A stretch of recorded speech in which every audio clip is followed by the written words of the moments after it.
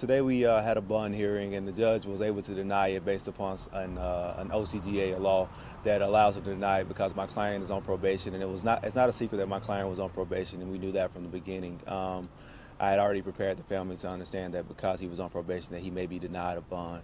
But what happened and what will happen next is that we'll have a preliminary hearing on April the 15th at 9 o'clock, and I think that's when most of the truth will come out. And what has happened up until this point is that the truth of the story hasn't came out. Parties have been confused, and I think the media and everyone else has played a part in not allowing the actual victims to both be properly represented in the outside of the actual case. So my client is a victim. Of course, Ms. Holmes is a victim, and we don't take anything away from her. And we definitely want to make sure that she gets better and that we participate and help her get justice for what has happened. But we also want everyone to understand that my client was in the midst of being robbed and carjacked when this accident occurred. Okay. All right. So we want to make sure that my client is cleared of any wrongdoing because he was being robbed and carjacked when this accident actually occurred. If you look at the video footage, you'll see that the car went full-fledged throughout the parking lot or throughout the yard, hit the house, hit a mailbox. And prior to that occurring, what was going on inside the car is very, very important. DeKalb County has not taken the time to really find out what was going on inside of the car. In fact, on yesterday, I contacted the investigators who were leading up on this investigation, and they did not want to take the time to speak to my client and properly investigate the matter. They went ahead and executed a warrant without actually having an opportunity to speak to my client so that he could tell them what was going on. And what I suspect is going to happen next is that DeKalb County will, as they took the credit last night, that my client was arrested by the Fugitive Task Force, which he was not. I dropped him off here at DeKalb County. I escorted him here. But they will take the credit and say that it was something other than what the true story is. So we want to make sure that the true narrative gets out, that my client was also a victim, was being robbed at the time this had taken place. The actual robber was the very first person that you see run out of the car. He had white pants, a black shirt, runs out of the car probably 10 seconds after the accident took place. My client stayed around for the entire ordeal up until someone comes out brandishing a weapon, pointing the gun at him, cocks the gun, and I think myself and Mr. Griggs will agree we would much rather be here talking today about the criminal case than talking about the death of another innocent young man. What happened? Why there's some confusion? What did the police, why they targeted your client? Well, so what they understood from Friday, they've always known that my client was the driver of the vehicle. Although they released a statement saying there were some teenagers, they knew that my client, his full name, he had a previous case in DeKalb County. They were able to find all this stuff. They knew this from Friday, from the accident actually took place, that he was the one who was driving the vehicle. And so they took a liking to accusing him of all of the charges they have alleged.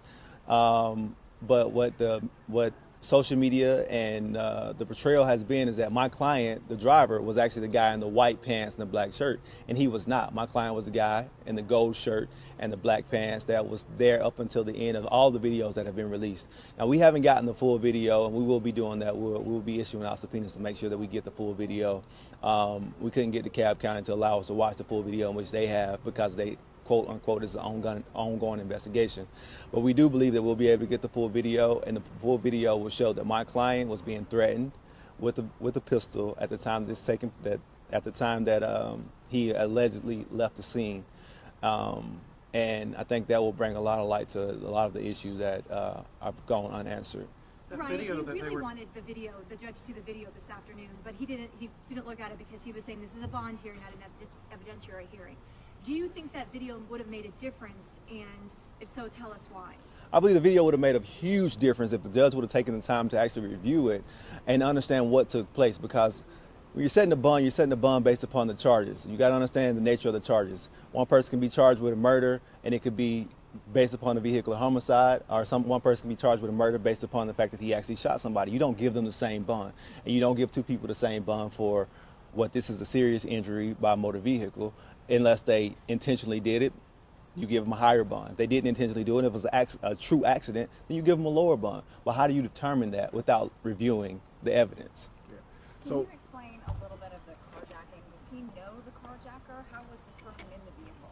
So he did not know the carjacker at all. My client had actually went on that day to pick up his dry cleaning. Inside the vehicle, still to this day, unless the officers have taken it out, is his dry cleaning in which he had picked up. Comes back and is at an intersection of stop light at Welburn and Malbert. And at that time, the carjacker jumped in the vehicle at the stoplight.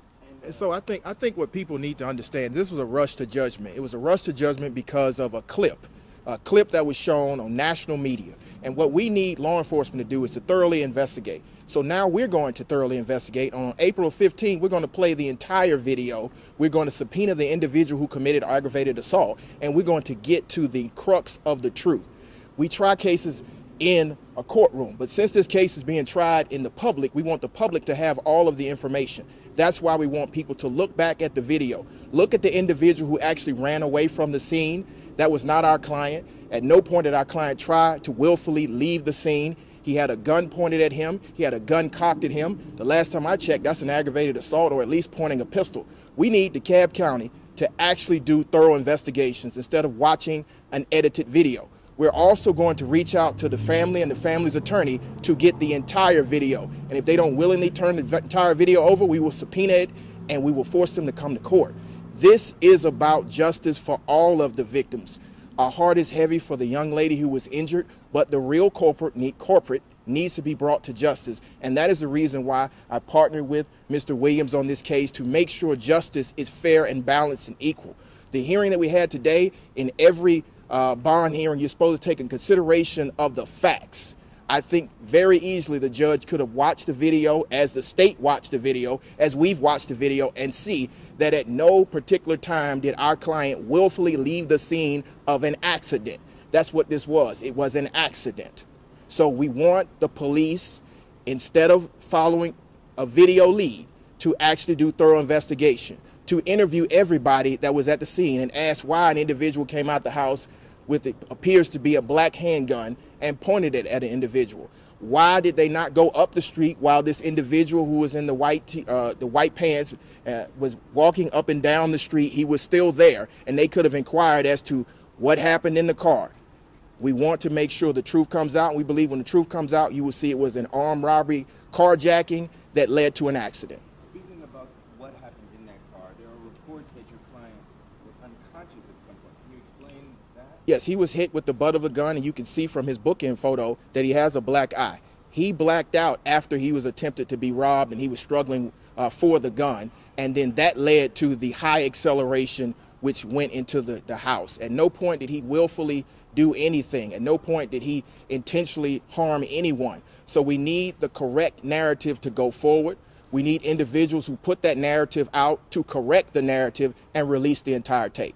And just to be clear, because we can't assume anything, so he woke up at the point of the accident, right? That's what kind of woke him up. He woke up at some point. You can even see from the tape he's dazed and confused. So I don't know if he fully was aware of what had just happened, but you can tell by his injuries, which are consistent with being struck with something, a hard metal object, that he was carjacked. He was attempted to be robbed by another individual, and that caused the accident. So with your version of the event and what you think happened here, do you think your client should have all these charges dropped? Absolutely. And we think that at the preliminary hearing, when the evidence truly comes out, the judge will find that there is no probable cause for this, no probable cause for hit and run, no probable cause for serious injury by motor vehicle, because you have to have the intent element there, and no probable cause for running a stop sign. Again, he was being robbed. And so it's our hope that they will look for the assailant, the one who attempted to rob our client, and that he will be brought to justice and he will answer to these charges. And the individual who pulled the gun on him and threatened him needs to be brought to justice as well. Did your client know that guy? No, he didn't know that guy. Never seen No. him? Nothing. No. And as of now, that guy hasn't been caught yet, right?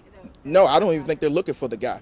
My understanding is they are going to have a press conference sometime today. I would think the press needs to ask that question and ask the question, why are they not releasing the full video to the media since they released that video clip?